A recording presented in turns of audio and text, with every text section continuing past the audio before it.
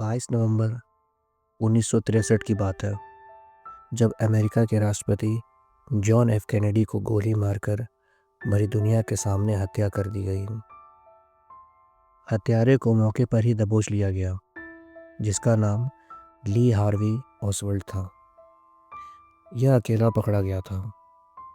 आधिकारिक जांच में इसके अतिरिक्त किसी और को दोषी करार नहीं किया गया, लेकिन यह सारी घटना इतने में ही नहीं सिमट के रह गई है। नमस्ते दोस्तों, आगे बढ़ने से पहले अगर आप चैनल पर नए हैं तो प्लीज़ सब्सक्राइब कर लीजिए और वीडियो को लाइक और कैसा लगा देखने के बाद ज़रूर कमेंट कीजिए।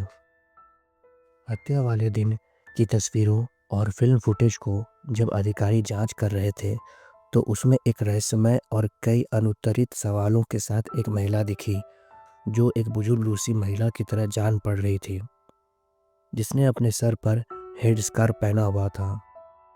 अधिकारियों ने इसे बबूस्का लेडी का नाम दिया।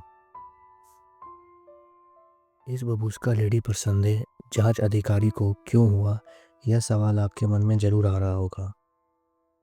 तो बात यह थी कि घटनास्थल पर मौजूद अधिकांश लोग गोली चलने के बाद कवर के लिए या तो झुक गए या इधर उधर भागने लगे, लेकिन उस दिन ली गई तस्वीरों में एक रहस्यमय महिला घटना की तस्वीर लेती देखी गई।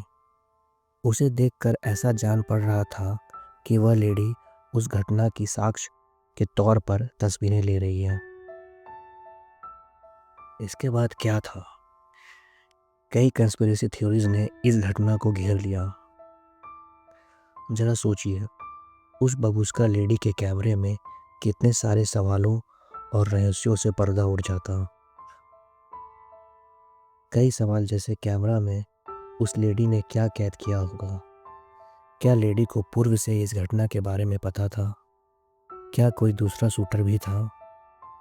इस घटना के पीछे कोई और था या फिर उस लेडी ने ही इस साजिश को अंजाम दिया था? लेकिन ना बबूस्का लेडी का पता चला, ना उस कैमरे का। जॉन एफ कैनेडी की हत्या के कुछ सालों बाद 1970 में एक महिला जिसका नाम बेवरली ओलिवर था सामने आई। इस महिला ने दावा किया कि वो ही बबूस्का लेडी है। उसने बताया कि उसने ही हत्या की घटना को सुपर 8 कैमरा से शूट किया था, लेकिन एफबीआई ने उस कैमरे को जब्त कर लिया था। बेवरली ने आगे और भी उलझाने वाली बातें बताई। उसने बताया कि वह जैक रूबी नाम की एक महिला को जानती है, जिसने प्रेसिडेंट के कातिल को मार डाला है। बेवरली के ऐसा दावा करने से जॉन एफ कैनेडी केस और भी उलझ गया। कई बिंदुओं पे बेवरली खुद को सही साबित नहीं कर पाई, जैसे कि उसकी शारीरिक आकृति उस बबूस्का लेडी से मेल नहीं खा रही थी और जिस सुपर 8 कैमरा का जिक्र बेवरली ने किया था, वह कैमरा 1963 तक बाजार में भी नहीं आया था। कई सबूतों के अभाव में बेवरली की कहानी को नकार दिया गया। राष्ट्रपति जॉन एफ कैनेडी की हत्या का एक उचित निष्कर्ष न मिलने के कारण बबूस्का लेडी वापस कई अनुमानों और सिद्धांतों से घिर गई। जॉन एफ कैनेडी के कार्यकाल के वक्त दुनिया में कोल्ड वॉर का टेंशन चल रहा था। कई लोगों का यह भी मानना है कि वह बबूस्का लेडी एक सोवियत जासूस थी, जिसे रणनीतिक तरीके के तहत उस घटना की गवाही के तौर पर बैठाया गया था। कई वरिष्ठ राजनीतिक विशेषज्ञों का यह भी मानना है कि बबूस्का लेडी प्रेसिडेंट की खुफिया विभाग की अधिकारी थी, जो सबूत इकट्ठा कर रही थी। दशकों की जांच और कई वीडियो फुटेज पर अनगिनत घंटों के बावजूद बबूस्का लेडी की पहचान आज भी एक रहस्य है।